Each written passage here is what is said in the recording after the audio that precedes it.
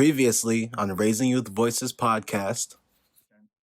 But again, it's like kids go to school as a place for peace when, spouses going to work just to get away. So it's kind of like, now what, where do I go? Do I, step outside? I can't go anywhere because we're on this mandated protocol. I think for this one, it's the fear of if they were to report somebody and they're wrong, then they might receive backlash from the parent, from the student, from this student's friends, because they made this false assumption that this student was being abused or this student was being hit. If you give them that chance, they will not go to school.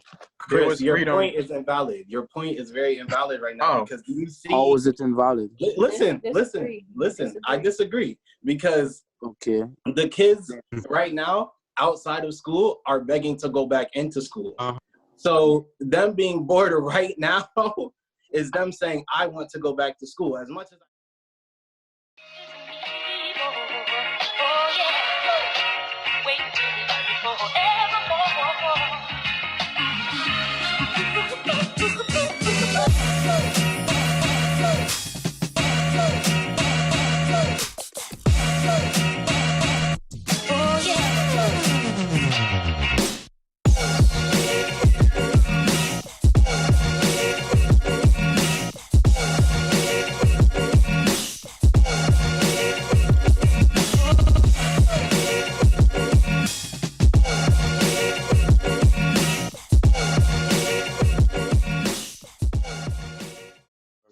to an extent, it could be a lesson learned because of the fact that we say so much, dang, I'm tired of school. But then when we come to this unexpected isolation period, it's like, oh, now I miss my friends. I need to do something. I got to go somewhere because now if all this time I was able to stay home, what is there to do, right? At times, I don't even think it's the school that the kids have the issue with. I think it's just that they can't go anywhere. Maybe. What? No, what I'm saying. Oh yeah, go for that. No, sorry. I think it's the environment because there's a lot of kids will say that they don't like school, but it's just the people in the school, it's the administration, it's the way the system is built around the school that makes kids not want to go there. Like for my school, personally, I don't like my school. It's because of the system, the way the administration runs the school. I think is a toxic environment. So there's a lot of kids that are like that, which cause them to be drained and not inspired to actually keep working and doing good in school. So when they come to a obstacle like this where we have to learn online, they're not going to want to do it because, it probably draw more kids to actually do it because you're home comfortable. You don't have to wear uniform or worry about anybody coming in your ear. It's just all rely on you. This is basically in a way, this is almost like preparing for college because you have to get up on your own time, basically, and study on your own time. So it can prepare for independence and stuff like that early on, even, the younger kids all the way middle school, high school. Being responsible because sometimes the parents probably still have work and so at least for you guys, sometimes, you guys are a little bit older, but a little bit more responsible, able to stay home. You're responsible to get online, finish these assignments by the end of the week, by the end of the day, whatever it is. But yet, the little kids, obviously, they're getting coached through it. But again, it shows responsibility because versus being at the school now, you're just relying solely on the teacher. Well, I know for me, I don't really have any hard deadlines or anything like that. I have some projects that I got to turn in by April 19th or something like that. It's really late into the day, but I don't really have anything to drive me to do it because I'm I have so much time to do it, and there's nothing really to keep me focused on it. That's why I like school, because being in school, I have an hour and 45 minutes to finish the assignment and turn it in. So, based on that, so the social norms, so you guys aren't adjusting to the new normal. So you guys don't really like it. Personally, I need human interaction. I don't like it. I need human interaction. I don't like staying. I miss my friends. I've been going back and forth from my cousin's house to my house for human interaction. Because I'm a social person, so it's really hard for me not to be able to talk to anybody else besides the three other people in this house. Go ahead, Isaiah. It wasn't bad. It's not bad staying at home personally for me. I want to go outside so bad. It makes me want to break. Honestly, one day it was so bad that actually asked my mom, I was like, can I please just ride my bike down the street and turn around? And I'm being so serious. It was like 8 at night. Like, I'm not even joking. And I just wake up. Did she tell you no? And just stare. Did she tell you no, Isaiah? No, she said yes. I wasn't going to know. But like, just especially because the classes are shorter, so that helps too with tension span, because the classes are reduced from basically by like 30 minutes, basically 30-minute classes. They go by very fast, especially because most of the time you're laughing with your classmates of the stuff happening in class, so it's not really late. But yeah, I do want to go back to school, definitely. Yeah. I think at least for me, my schedule for online schooling is pretty loose. They give us set times that we should be, quote unquote, logged into our class. But if we finish the work that was given to us early that day, there isn't really anything for us to do until our next block's teacher posts our assignment. So I think the schedule for me is working fine because it gives me a lot of free time, considering I get my work done on time, because it's not really a strict, it's pretty loose. The schedule is not the thing that I have a problem with right now, because it's pretty lenient. But the thing that I have a problem with is the lack of instruction that the teachers are giving us. So we don't have the access to help that we had when we were in school, so it's harder for us to get the assignments done. I swear, if I hear we'll have more information later on this weekend one more time, I'm gonna go sick. So this is not a usual thing. You know what I'm saying? Not, I'm trying to play devil's advocate here. Everybody's getting adjusted to this, but at the same time, I'm gonna raise a question to utilizing technology. All of a sudden, we have to come to this, right? So when this is over, it's like we go back to our normal lives, we go back to our normal schedules, we go back to school, physical, social activities. We haven't prepared for this. This was so unexpected, to where it's like, oh, now online schooling. Some students, obviously for college and stuff like that, you have certain things, but the teachers wasn't used to it. The districts wasn't used to it. They knew they had to turn everything around. So in fall to that, everything's just like on the fly. It's just like everything's coming up. Now they have questions. I don't know what to do. Some teachers aren't used to it. Some teachers aren't even used to this Zoom. Zoom's been out for a while. But what I will say, since the virus came, it spiked up billions of dollars even more. Yeah. So, all of these platforms that we're using now, these resources have been available, but they weren't utilized to the effect as they are now because we're in isolation. So it's kind of like everybody's trying to adjust to it. Yes, my students need help, but I got thousands of other kids or hundreds of other kids that I'm trying to help as well, and maybe my own. So starting this year, they started using more technology in the classroom anyway, as far as like telling us that, oh, I'm not going to give you homework, I'm going to post on Google Classroom, and then you just open a Google Doc and do it and then turn it in. So I feel like the transition is easier than what it would have been if we haven't been using Google Classroom this whole year. So I feel like it made it easier to transition instead of us just being used to getting hard copies and then having to go strictly online, and that's not knowing what to do or knowing how it works. Yeah, I totally agree with Josh, to be so honest, because like when I first came up here, because in China we never really used to use our laptops for certain things except to go on Microsoft Word and like write essays. But knowing that that during this process over time, how they allowed us to adapt, I think that mainly helped with this transition. Even though it's not a good transition, at least we're still able to do our work. So yeah, it's not a good transition, but yeah, of course it was out of our control. So I think I want to ask you guys, what do you think the next steps will be now that they see unexpected things happen? What does this show for the world of technology and now, utilizing our resources? Hologram. And expecting the unexpected. Boom. My God.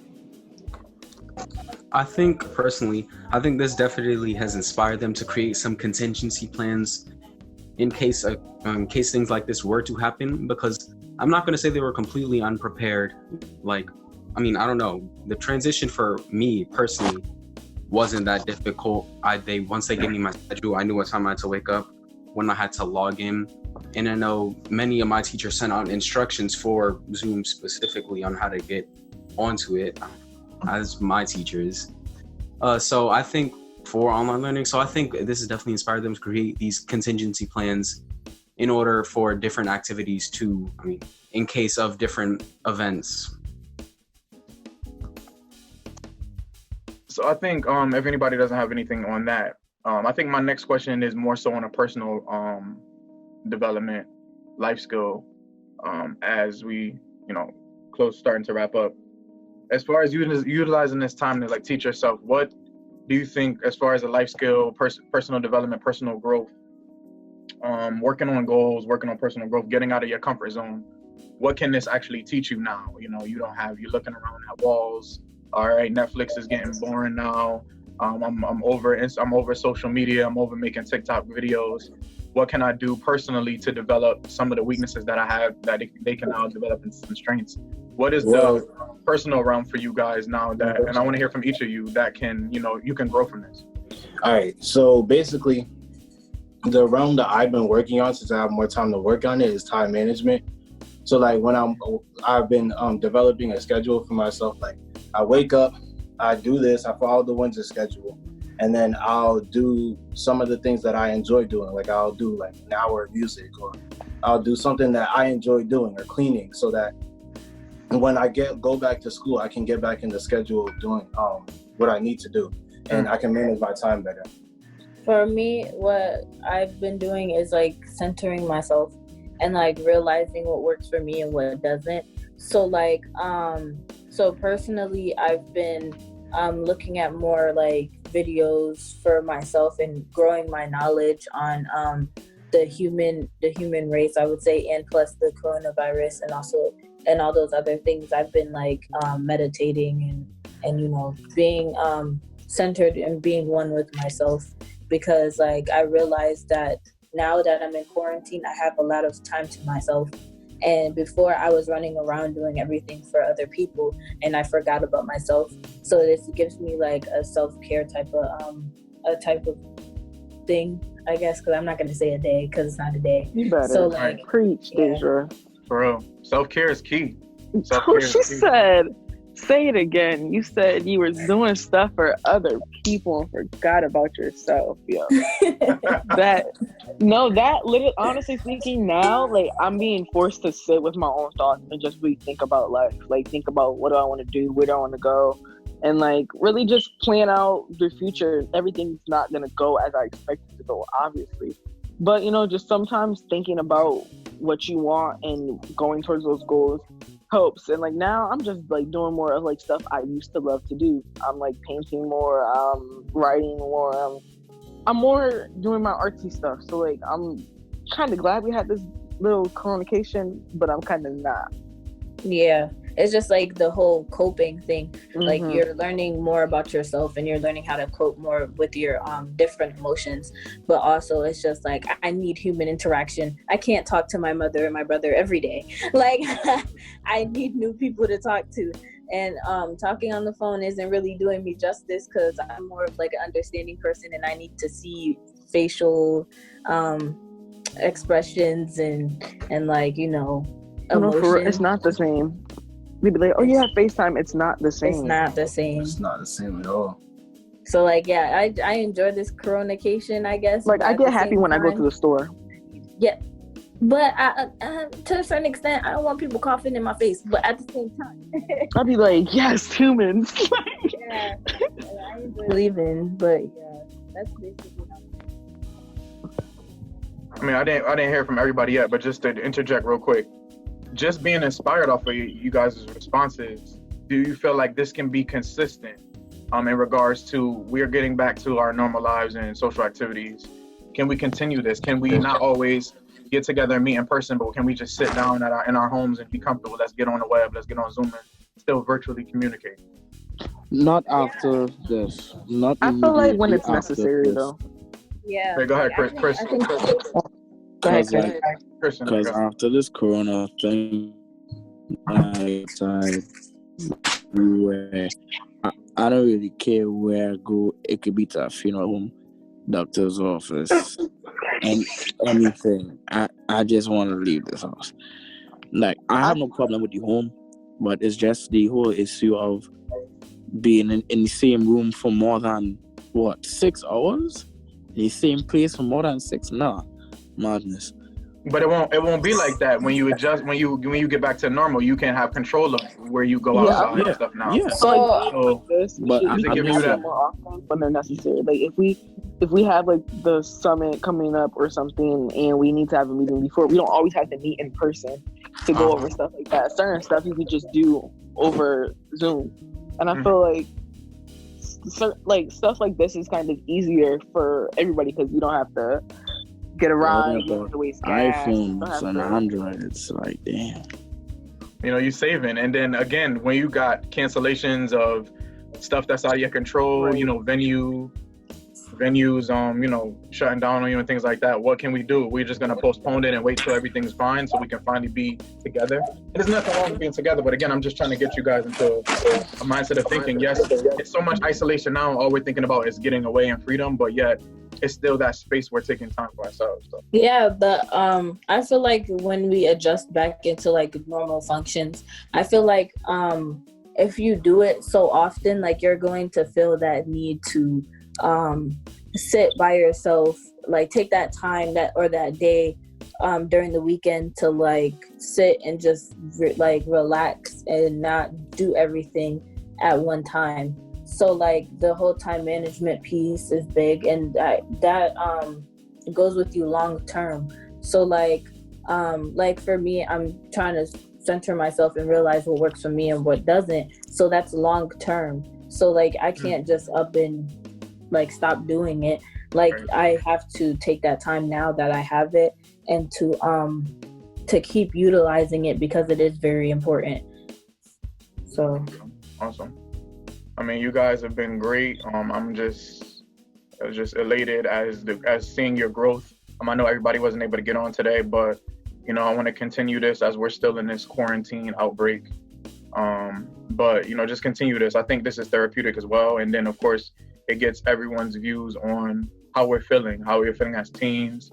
Just questions around what the society, how that's shaping the society, how it's going to really change our culture in 2020. We had a really, really crazy start of the year, and just a lot of things are going on. It's just like, what's next, or where is the, you know, light at the end of the tunnel? But you're just continuing to build and really understanding ourselves. I think that's very important. And again, I'm just hearing your responses and how you guys are growing as young men and women and leaders in your community. It's just amazing. So I commend each and every one of you. Anybody have any last comments? Don't cry. No, I'm not gonna cry. Any last comments, thoughts, and just encouragement for those out there that are, you know, stuck, don't know what to do, they just bored. Like, so what? It's gonna be some jumping jacks. Yeah, right. Like exercise, do some home exercise. Like no, for real. Life I found myself stop. just randomly yelling and making weird noises. Yeah, me too. I do that. I did that before the quarantine. Same. But it's just like now it's like, oh, it's a need. It's a need. Right. Now. No, for real. Yeah. So like the world doesn't stop because of different things. So like you just have to just take time. That's my main thing, is just take time for yourself and just for family, because we could take family for granted sometimes. So like this is really like that time where we just relax and we take more time out to have quality time with our families, even though we are also in school and we're working, but we could take that time out because we can take family for granted. And then seeing all these people that are dying from corona and stuff like that, it really opens our eyes to like not to take our family and stuff for granted. Can we talk about this for 1 second? Go ahead. Yep. So you see how they're telling regular U.S. citizens to stay home if they don't have any symptoms, and when they want to go and get tested, they send them home because they're not showing any symptoms.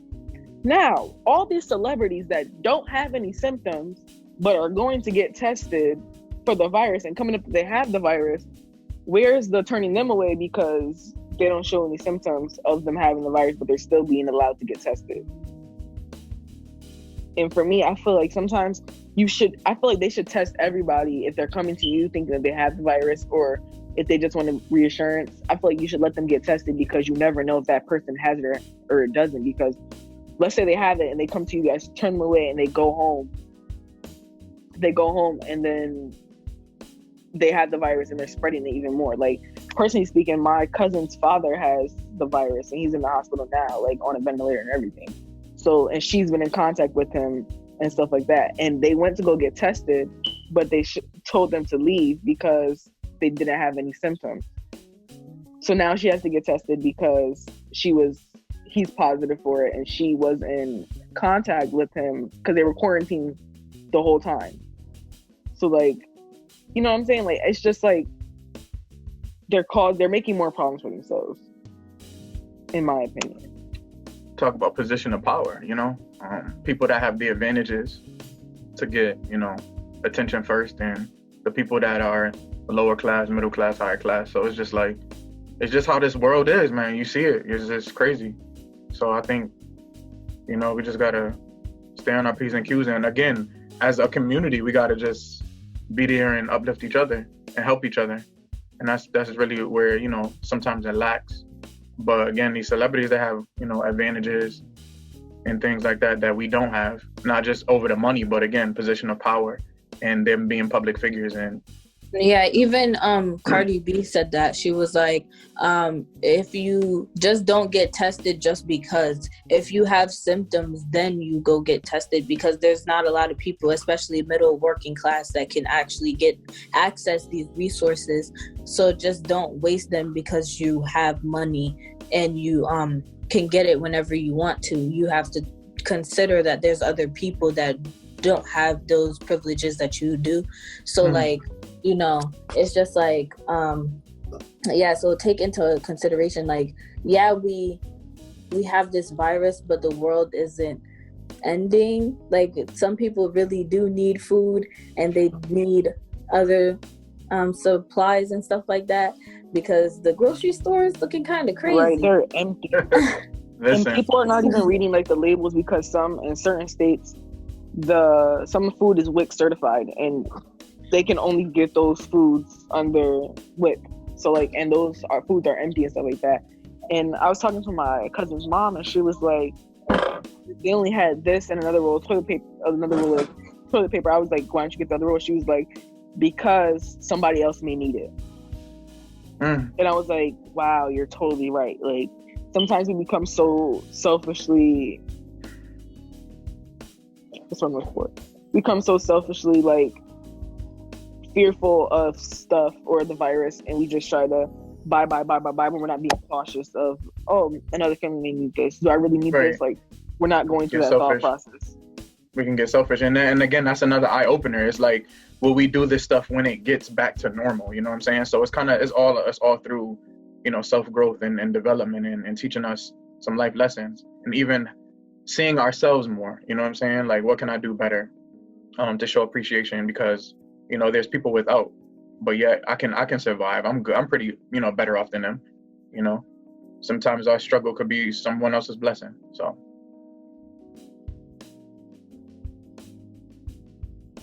Oh, if that's all. Again, guys, you guys have been awesome. Those of you out there that was tuned in, we appreciate you. Continue to follow these great youth leaders, Raising Youth Voices, Instagram, Raising Youth Voices, YouTube. So much more in the works. HartfordCTC.org for more information on our Youth Leadership Academy, and much more to come. We'll be doing more of these podcast discussions via Zoom. Whatever works, we're gonna make it happen, and we're gonna come together as a family to put it down on the table. So I appreciate you guys. Thank you guys for tuning in and taking the time out of your busy days, busy weeks. Stay productive. Continue to grow and learn, and and still have fun at the same time, and enjoy this time for yourselves. All right.